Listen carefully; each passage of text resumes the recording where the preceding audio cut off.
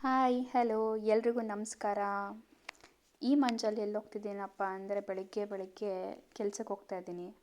ಇವತ್ತು ನನ್ನ best friend ಮದುವೆ ಇದೆ. ಕೆಲಸ ಮುಗಿಸ್ಕೊಂಡು ಬಂದು ಮದುವೆಗೆ ಬೇರೆ ಹೋಗಬೇಕು. ಆ್ಯಕ್ಚುಲಿ ಇವತ್ತು ರಜಾ ಹಾಕಬೇಕು ಅಂದ್ಕೊಂಡಿದ್ದೆ, ಬಟ್ ಆದರೆ ಬೇಡ ಅಂತಂದರು ಅವರೇನೆ. ಸೊ ಹಾಗಾಗಿ ಕೆಲ್ಸಕ್ಕೆ ಹೋಗಿ ಮುಗಿಸ್ಕೊಂಡು ಬಂದು ಮೆಹಂದಿ ಹಾಕ್ಸ್ಕೊಳ್ಳೋಣ ಅಂತ ಮೆಹಂದಿ ಹಾಕ್ಸ್ಕೊಂಡೆ. ಮೆಹಂದಿ ಹಾಕ್ಸ್ಕೊಂಡು ಬ್ಯಾಗೆಲ್ಲ ಪ್ಯಾಕ್ ಮಾಡಿ ಛತ್ರಕ್ಕೆ ಬಂದ್ವಿ, ನಾನು ನನ್ನ ಫ್ರೆಂಡು.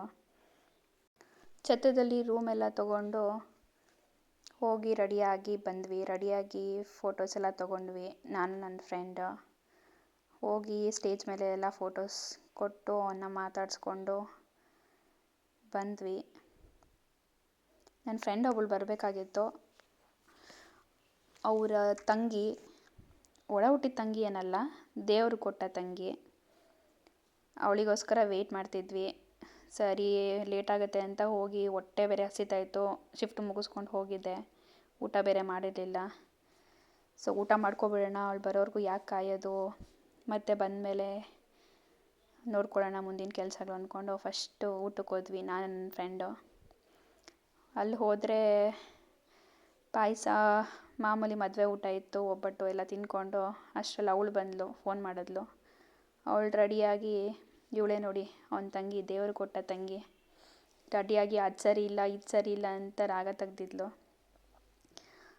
ಆಮೇಲೆ ಇಬ್ಬರು ಕೆಳಗಡೆ ಬಂದ್ವಿ, ನಾನು ನನ್ನ ಫ್ರೆಂಡ್ ಇಬ್ಬರೂ.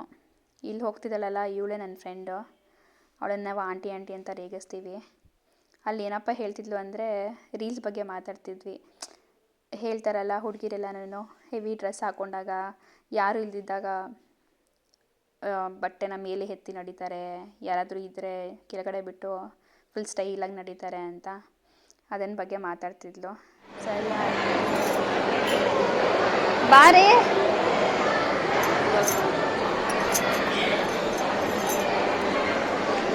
ಹೋಗಿ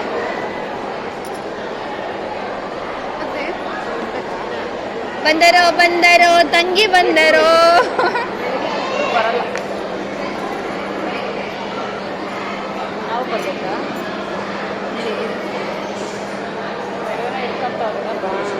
ನಾವು ನೆನಪಿದ್ದೀನಾ?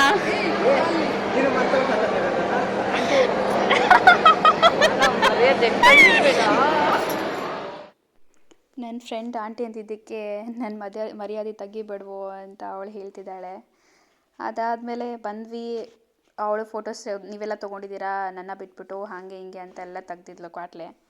ಸರಿ ಆಯಿತು ನೀನು ತಗೋಬಾ ಅಮ್ಮ ಅಂತಂದ್ಬಿಟ್ಟು ಅವಳದು ತೆಗೆದ್ವಿ ಫೋಟೋಸ್. ನಿಮ್ಮ ಅಣ್ಣನ ಮದುವೆ ಆಗ್ತೈತೆ, ಏನು ಅನಿಸ್ತೈತೆ ನಿಮಗೆ? ಕಮಂಗಿ ಅಣ್ಣ ಒಳ್ಳೆಯನಾಗ್ತಾನೆ ಅಂತ ಅನಿಸ್ತೈತಾ? ಅವಳು ಸಿಕ್ಕಾಪಟ್ಟೆ ಸೈಲೆಂಟ್ ಇದ್ದಾಳೆ.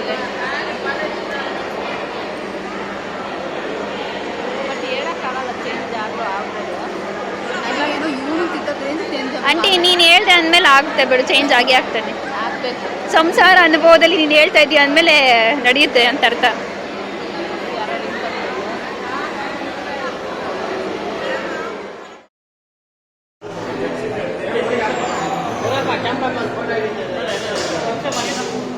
ಮುನಿ ತಿನ್ನಿಸ ಬರೀ ಪೋಸ್ ಕೊಟ್ಟ.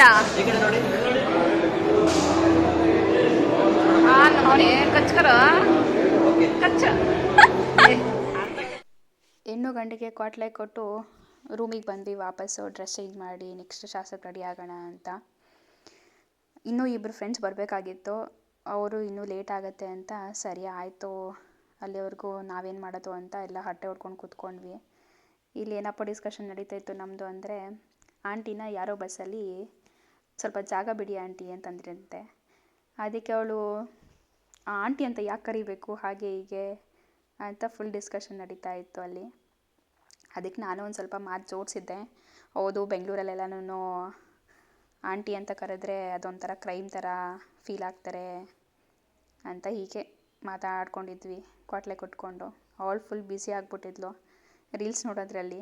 ನನ್ನ ಡೇಟಾ ಖಾಲಿ ಆಗಬೇಕೆ, ನನ್ನ ಡೇಟಾ ಖಾಲಿ ಆಗಿಲ್ಲ, 1 GB ಹಾಗೆ ಇದೆ ಅಂತ ಸುಮ್ಮನೆ ರೀಲ್ಗಳನ್ನ ಸ್ಕ್ರೋಲ್ ಮಾಡ್ಕೊಂಡಿದ್ಲು. ಸರಿ ಆಯಿತು ಕೆಳಗಡೆ ಹೋಗೋಣ ಬಾ, ಅವ್ನು ಫೋನ್ ಮೇಲೆ ಫೋನ್ ಮಾಡ್ತೀನಿ ಅಂತ ಹೋದ್ವಿ.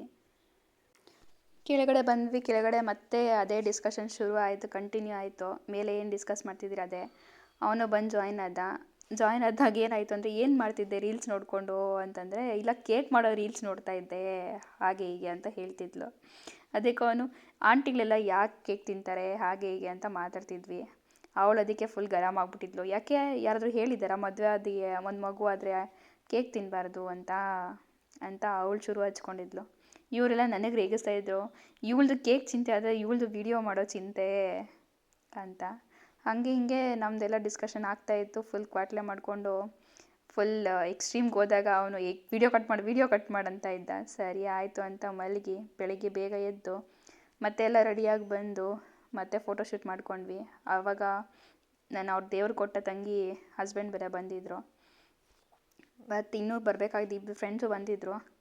ಸೊ ಎಲ್ಲ ರೆಡಿಯಾಗಿ ಬಂದು ಮದುವೆ ನೋಡ್ತಾ ಇದ್ವಿ.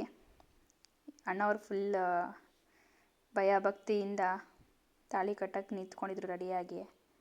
ಅಕ್ಕ ಫುಲ್ ಸೈಲೆಂಟ್ ಆಗಿಬಿಟ್ಟಿದ್ರು ಬೇಜಾರಲ್ಲಿ. ಹೆಣ್ಮಕ್ಳಿಗೆ ಹಾಗೆ ಅಲ್ವಾ, ಎಲ್ಲ ಫೀಲಿಂಗ್ಸ್ ಒಟ್ಟಿಗೆ ಆಗ್ತಿರತ್ತೆ ಆ ಟೈಮಲ್ಲಿ. ಈ ಕಡೆ ಖುಷಿನೂ ಆಗ್ತಿರುತ್ತೆ, ಈ ಕಡೆ ತವ್ರ ಮನೆ ಬಿಟ್ಟು ಹೋಗಬೇಕಲ್ಲ ಅನ್ನೋ ಬೇಜಾರು ಇರುತ್ತೆ. ಬಟ್ ನನ್ನ ಫ್ರೆಂಡ್ ಅಂತವನು ಯಾರೂ ಸಿಗೋದಕ್ಕಿಲ್ಲ ಬಿಡಿ. ಸಿಕ್ಕಾಬಿಟ್ಟೆ ಒಳ್ಳೆ ಗುಣ ನಡತೆ ಇರೋ ಅಂಥವನು ಹುಡುಗ, ಅದನ್ನ ಹಂಗಿರಬೇಕು ಅಂತ ರೋಲ್ ಮಾಡೆಲ್ ಸೆಟ್ ಮಾಡೋ ಅಂಥವನು ಹುಡುಗ ಅವನು. ಸರಿ ಹಾಗೆ ಹಿಂಗೆ ಅಂತೆಲ್ಲ ಕ್ವಾಟ್ಲೆ ಕೊಟ್ಕೊಂಡು ಮಾತಾಡ್ಕೊಂಡು ನಾವೇನೇನೆ ಅಷ್ಟರಲ್ಲಿ ಮದುವೆ ಮುಗೀತು. ತಾಳಿನೂ ಕಟ್ಟಿದ್ದಾಯಿತು ಅಣ್ಣವರು. ಅದಾದಮೇಲೆ ಕೆಲವು ಶಾಸ್ತ್ರಗಳಂತೆ ಅದು ಇದು ಎಲ್ಲ ನಡೆಸ್ತಾಯಿದ್ರು. ಸರಿ ಅಂತ ಎಲ್ಲ ನೋಡಿಕೊಂಡು ನನ್ನ ಫ್ರೆಂಡ್ಸ್ ಎಲ್ಲ ಬಂದಿದ್ರಲ್ಲ, ಅವ್ರು ಬೇರೆ ಕೆಲಸಗಳಿಗೆಲ್ಲ ಹೋಗಬೇಕಾಗಿತ್ತು. ನಾನು ಆಂಟಿನ ಹುಡುಗಿ ಮಾತ್ರ ರಜಾ ಹಾಕಿದ್ವಿ. ಸೊ ನಾವು ಆರಾಮಾಗಿ ಇದ್ದು ಊಟ ಮಾಡಿ ಇನ್ನೂ ಸ್ವಲ್ಪ ಕ್ವಾಟ್ಲೆಲ್ಲ ಕೊಟ್ಕೊಂಡು ಇವ್ರನ್ನ ರೇಗಿಸ್ಕೊಂಡು ಮಾಡ್ಕೊಂಡಿದ್ವಿ. ಅವರಂತೂ ಫುಲ್ ಡೀಪಾಗಿ ಮುಳುಗೋಗ್ಬಿಟ್ಟಿದ್ರು. ಆ ಶಾಸ್ತ್ರ ಅಂತೆ ಈ ಶಾಸ್ತ್ರ ಅಂತೆ ಅಂತ ಅಂದ್ಕೊಂಡು. ಸರಿ ಆಯಿತು ಅಂತ ಅಂದ್ಕೊಂಡು ಸರಿನಪ್ಪ ಬರ್ತೀವಿ ಅಂತ ಅಂದ್ಬಿಟ್ಟು ನಾನು ನನ್ನ ಮನೆ ಕಡೆಗೆ, ನನ್ನ ಫ್ರೆಂಡ್ ಅವ್ರ ಮನೆ ಕಡೆಗೆ ಬಂದ್ವಿ.